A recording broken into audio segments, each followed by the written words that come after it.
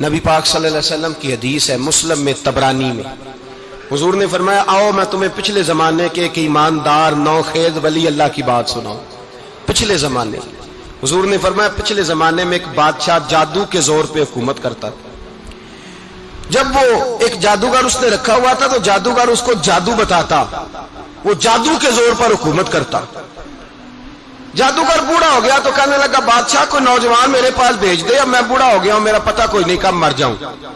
ایک نوجوان کی ڈیوٹی لگائی، بڑا زیرک سمجھدار، اپنے رعایا میں سے چن کے جو ذہین فطرت مزاج بچہ تھا وہ اس نے لگایا۔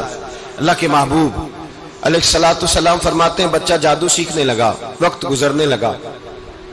بچہ جب جادو سیکھنے جاتا تو رستے میں ایک راہب بھی تھا جو انجیل جانتا تھا، وہ اللہ اللہ سکھاتا، لوگوں کو حضرت عیسیٰ علیہ السلام کی تعلیمات سے آگاہ کرتا۔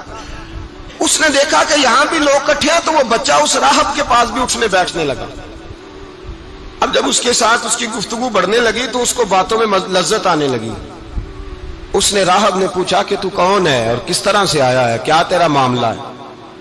اس نے کہا جی میں جادو سیکھنے جاتا ہوں، آپ کی باتیں مجھے بڑی اچھی لگتی ہیں۔ اس نے کہا دین سیکھ، جادو سیکھنے والے کافر ہو جاتے ہیں، قرآن و حدیث سیکھنے والوں کو اللہ کامل ایمان عطا فرماتا ہے۔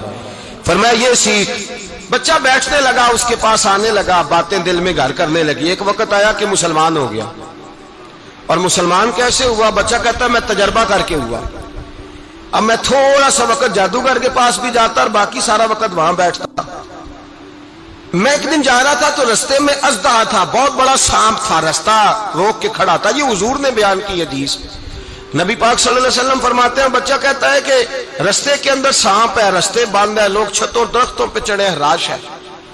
کہتے چھوٹا سا روڑا میں نے اٹھایا تو میں نے کہا اللہ اگر جادوگر سچا ہے تو اسے مار دے۔ چھوٹا سا روڑا میں نے پھینکا، اژدہا کوئی نہ مرا۔ پھر چھوٹا روڑا اٹھایا، میں نے کہا اللہ اگر وہ عالم سچا ہے تو اسے مار دے۔ اب جب میں نے روڑا مارا تو اژدہا مر گیا۔ میرے اندر سے گواہی آئی نہیں دین کی باتیں سچی ہیں، نہیں قرآن کی باتیں اسلام سمجھانے کے لیے عرض کر رہا ہوں، اگرچہ اس دور میں انجیل تھی، اللہ رسول کی باتیں اچھی ہیں۔ کہتے میں مسلمان ہو گیا، اب میں نے راہب کے پاس ہی رہنا شروع کر دیا، جادوگر کے پاس چھوڑ دیا اس بچے نے آنا۔ بادشاہ پوچھتا کہاں زیادہ وقت گزارتے ہو تو وہ بات گول کر دیتا، وقت تیزی سے بڑھنے لگا۔ اللہ نے اس نوجوان میں طاقت پیدا کر دی، اب وہ اس کے اندر نا اللہ نے توانائی روحانیت پیدا کر دی، ابھی جوان ہے، 14-15 سال عمر ہے۔ اللہ نے اب جو بیمار بھی آتا وہ دعا کرتا تو اللہ صحت عطا کر دیتا، جو بھی آتا۔ بادشاہ کا ایک درباری تھا، بادشاہ کو پنکھا جلتا تھا، وہ اندھا ہو گیا، کوئی ایسی تکلیف آئی کہ نابینا ہو گیا، بڑے علاج کرائے شفا نہیں ہوئی۔ کسی نے اس بچے کا پتہ بتایا کانوں میں، اس کے پاس گیا تو بچہ کہنے لگا شفا تو ہو جائے گی پر کلمہ پڑھنا پڑے گا، مسلمان ہونا پڑے گا، جس پیغمبر کا میں غلام ہوں تجھے بھی بننا پڑے گا، دین پہ عمل کرنا پڑے گا، اللہ شفا دیتا ہے۔ اس نے کہا تو مجھے کلمہ پڑھا، مجھے شفا دے، میں تیار ہوں۔ اس نے کہا شفا تو اللہ دیتا ہے۔ اس نے اللہ تبارک و تعالیٰ کا ذکر کر کے دعا مانگی، یہ مسلم شریف میں حدیث ہے، طبرانی میں موجود ہے۔ اللہ نے اسے شفا دی، اس نے کلمہ پڑھنا شروع کر دیا۔ یہاں ایک نقطہ لکھا ہے ہمارے علماء نے، کہتے ہیں جب اللہ ولایت عطا کرتا ہے نا تو یہ سفید بالوں والے کا حصہ نہیں ہوتی۔ اگر جوانی میں کوئی آدمی توبہ کر کے تصوف کے رستے پہ چلتا ہے تو سب سے زیادہ ولایت اللہ اسے عطا فرماتا ہے، سب سے زیادہ ولایت اس کے پاس ہوتی ہے۔ ابھی اس کے بال کالے ہیں، چڑھتی جوانی ہے، دعا کی تو اللہ نے، اور حدیث پاک میں موجود ہے کوڑے آتے تو شفا یاب ہو جاتے، اندھے آتے تو شفا یاب، برس والے آتے تو اللہ سے دے۔ جوان ہے، بادشاہ کے پاس وہ واپس گیا، وہ جو آدمی جس کی آنکھیں ٹھیک ہوئی تھی۔ بادشاہ نے پوچھا کہ کیسے شفا ملی؟ تو کہنے لگا میرے رب نے شفا دی ہے۔ بادشاہ سجدے کراتا تھا، اپنے آپ کو منواتا تھا، معاذ اللہ، کہنے لگا میرے علاوہ کون رب ہے؟ اس نے کہا وہی رب ہے جس نے تجھے پیدا کیا ہے، اور وہی رب ہے جس نے مجھے اندھے کو آنکھیں دی ہیں، وہی ہے میرا مالک۔ کہا اچھا تو مجھے نہیں مانتا؟ کہا نہیں میں اپنے رب کو مانتا ہوں۔ بادشاہ نے اسے سزا دی، ستایا، اس نے بچے کا پتہ بتایا، پھر بچے کو بلا کے ستایا تو اس راہب کا پتہ بتایا، راہب بھی قتل ہو گیا، نابینا بھی قتل ہو گیا۔ بادشاہ نے کہا سپاہیوں سے اس بچے کو لے جاؤ اور پہاڑ کی چوٹی پہ جا کے نیچے پھینکو تاکہ مر جائے.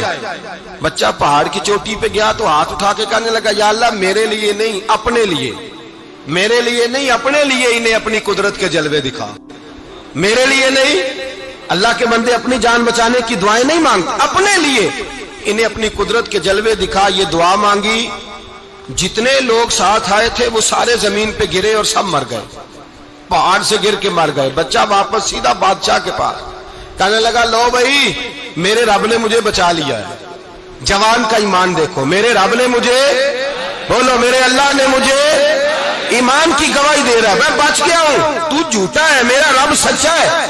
اس نے کہا لے جاؤ اس کو دریا میں، کشتی میں بٹھاؤ، بیچ دریا کے جا کے دھکا دے دو.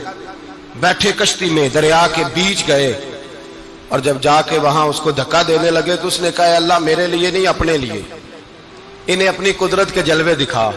بس ایک طوفان سا آیا، جتنے سپاہی ساتھ آئے تھے ڈوب کے مر گئے. وہ بچہ اٹھا اور سیدھا پھر بادشاہ کے پاس، اسی کے پاس کہنے لگا لو بھائی میرے رب نے مجھے بچا لیا ہے، تیرے پاس آیا ہوں. وہ کہنے لگا تو کیا مصیبت میرے گلے پڑ گئی ہے، کیسے جان چھوٹے گی؟ تو بچہ کہنے لگا اگر تو مجھے باندھے درخت کے ساتھ اور سارے ملک کو بلائے، لوگوں کو اکٹھا کرے، پھر تو مجھے تیر مارنا، میں تجھے بتاؤں گا کیسے مارنا ہے، میں مر جاؤں گا. اللہ کا بندہ نوجوان ایمان دیکھو، مرنے کے طریقے بتا رہا ہے، میں تجھے بتاؤں گا میں کیسے مروں گا. یہ بات کہی، بادشاہ نے سارا مجمع جمع کیا، ملک سارا باہر آ گیا، درخت کے ساتھ باندھ دیا. کہنے لگا بھائی لوگوں یہ مجھے مارنا چاہتا تھا، مار نہیں سکا، اب میں اسے بتانے لگا ہوں کہ میں کیسے مروں گا. اسے کہو جب تیر مارے تو ساتھ میرے رب کا نام بھی لے، میں اپنے رب کے نام پہ جان دوں گا، ایمان کی پختگی میں اللہ کے نام پر جان دوں گا. اسے کہو رب کے نام پہ مارے، مر جاؤں گا. بادشاہ نے اللہ کہہ کے تیر مارا، پیشانی میں لگا، بچے کی روح پرواز کر گئی. جتنا مجمع کھڑا تھا سارا کلمہ پڑھ کے مسلمان ہو گئے، سارے مسلمان ہو گئے سارے. میرے رسول پاک سید عالم صلی اللہ علیہ وسلم نے نوجوانوں کو بتایا جب تمہارے اندر ایمان کی قوت آئے گی تو اللہ تمہاری مدد کرے. فرمایا وہ نوخیز ولی تھا، ابھی جوان رانا تھا، ابھی اس کی پیشانی پر جوانی کے آثار تھے، لیکن اس نے اللہ کو راضی کیا، رب کریم کو راضی. ولایت کا مطلب بڑھاپا نہیں، ولایت کا مطلب وہ نہیں کہ جب بڑا لمبا وقت گزر جائے تو پھر آدمی آئے کہ نہیں اب کیا کرنا ہے، اب مسجد ہی ہے، اب تو اس کے علاوہ گزارا ہی کوئی نہیں. تو اس وقت کا آنا اللہ کی بارگاہ میں قبول تو ہے، لیکن شاباشی اسی کو ملتی ہے جو جوانی کے وقت آئے، جو عین اس وقت آئے جو وقت میرے رسول پاک علیہ السلام کے غلام عبداللہ ابن عمر، حضرت عبداللہ ابن عمر رضی اللہ تعالیٰ عنہ فرماتے ہیں کہ میں نکلا، مجھے سفر کے لیے جانا تھا، تو تھوڑی سی کھجوریں، تھوڑا سا سرکہ، ایک شہد کی بوتل، چیزیں میں نے سفر کے لیے ساتھ رکھ لی. میں جب مدینے سے باہر صحرا میں نکلا نا تو رمضان نہیں تھا، غیر رمضان تھا.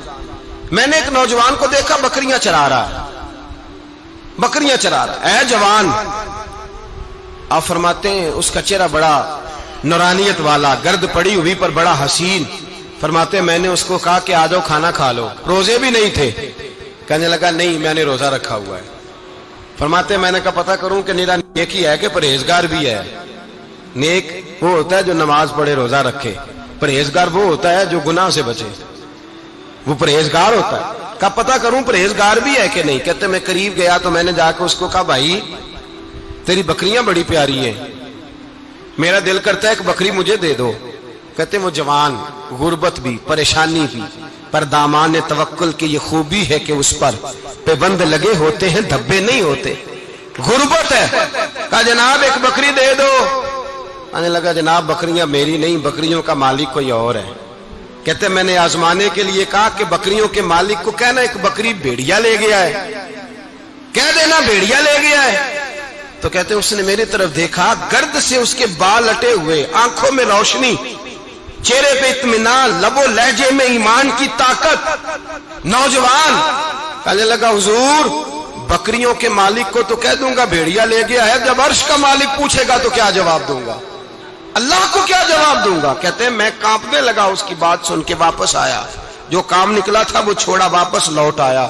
میں نے پتہ کیا کس کا غلام ہے، پتہ چلا فلاں آدمی کا ہے. کہتے میں نے پہلے غلام خریدا، پھر پتہ کیا تیرے پاس بکریاں کتنی ہیں، اس نے کہا 400.